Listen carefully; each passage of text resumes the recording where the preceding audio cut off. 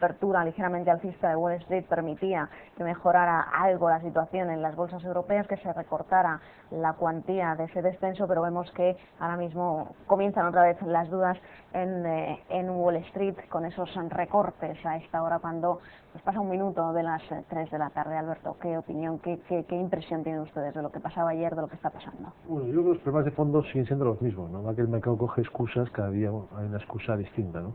Ahora estamos hablando de la pequeña mini crisis que hay en el mercado subprime en Estados Unidos, que son las hipotecas de alto riesgo. Parece que hay una institución que está suspendida de cotización por problemas en el pago de hipotecas de alto riesgo.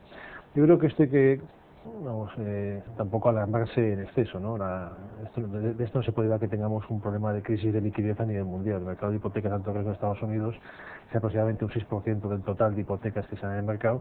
Entonces, que haya problemas cuando los tipos de interés están en Estados Unidos hipotecarios ya por encima del 6%, el pago de algunos consumidores de altísimo riesgo, pues es quizás lo normal en cualquier parte del ciclo. ¿Qué es lo que ocurre? Pues que el mercado en cada momento busca su excusa para hacer el recorte, ¿no? Lo que tiene el mercado al final es lo que vamos diciendo desde hace muchos meses. Hay un cierto pesimismo sobre la burbuja de liquidez que existe en el mercado, hay un crecimiento de masa monetaria espectaculares en el mundo y existe unas dudas razonables de que esto puede afectar a los consumidores, que al final el exceso de deuda que tienen los consumidores pues puede afectar a una recesión en Estados Unidos, incluso podría también darse el caso en Europa. Y ese es el gran problema de fondo que tenemos, que es el problema de fondo que tenemos desde hace 2 años. Tasa de ahorro negativa de Estados Unidos, déficit por cuenta corriente en máximos históricos y deuda sobre PIB en máximos históricos, mucho más, el doble de lo que tuvieron, por ejemplo, la crisis del 29.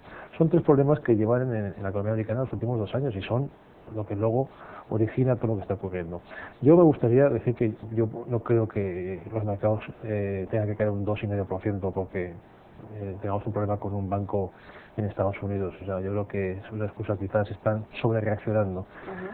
Yo soy más pesimista por la evolución macroeconómica que he comentado anteriormente y creo que el final de movimiento del IBEX podemos verlo en 13.200, 12.800, pero creo que se va a producir más adelante.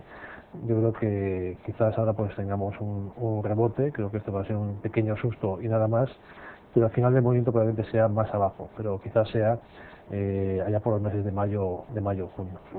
Parece la semana pasada, efectivamente, cuando veíamos una recuperación en todas las bolsas y desde luego en el IBEX 35, ustedes nos decían que la corrección no había terminado, que todavía teníamos que ver que el IBEX 35 se iba eso a niveles de 13.200, 12.800. Estamos en ese camino ahora, Alicia. Bueno, lo que sí que parece cierto es que la semana pasada, cuando el mercado rebotó, pues bastantes inversores aprovecharon para ir vendiendo cosas que no habían vendido en su día, aprovechando el rebote. La venta se ha acelerado con los datos de ayer, el dato macro muy malo que salió ayer de ventas minoristas, aparte de todo la crisis de los bancos hipotecarios. Y bueno, este recorte parece que el mercado está de acuerdo en que va a ser menor que el anterior. Este recorte, el puntual actual, que de ahí vamos a rebotar de nuevo y luego efectivamente nos vamos a ir a esos niveles que técnicamente parece que todo el mundo está buscando y que hasta que no toquemos no vamos a estar seguros de haber purgado todo lo que tiene que purgar el mercado. Lo que no es normal es, bueno, pues ser ingenuo y pensar que el susto que nos llevamos en la primera semana de recorte, que fue de casi un 8% en el mercado español, pues no era más que un susto, y igual que vino se fue.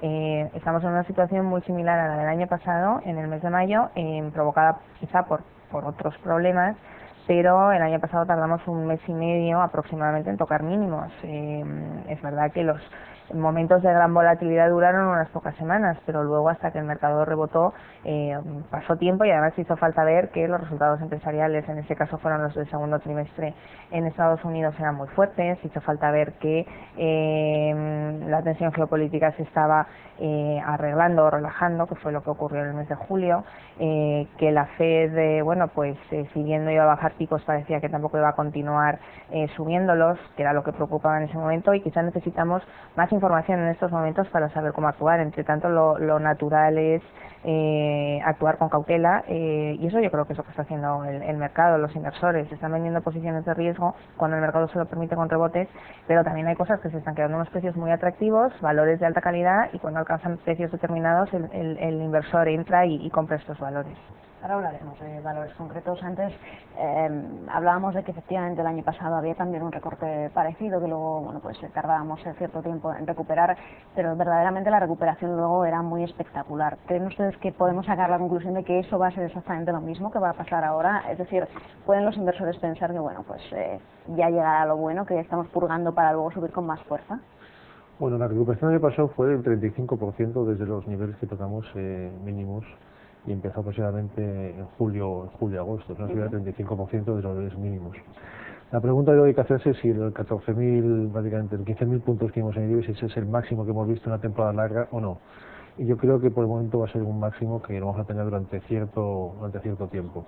Al mercado ahora ha pasado ya tiempo y el tiempo yo creo que juega en contra del mercado en estos momentos, pero por una razón muy sencilla, porque al final el mercado, podemos hablar de los chinos, podemos hablar del subprime americano porque está de moda, además a la gente le encanta aprender lo del subprime, que es una palabra como... Carry trade. Sí, carry trade es una palabra nueva y está todo el mundo encantado con el subprime, ¿no?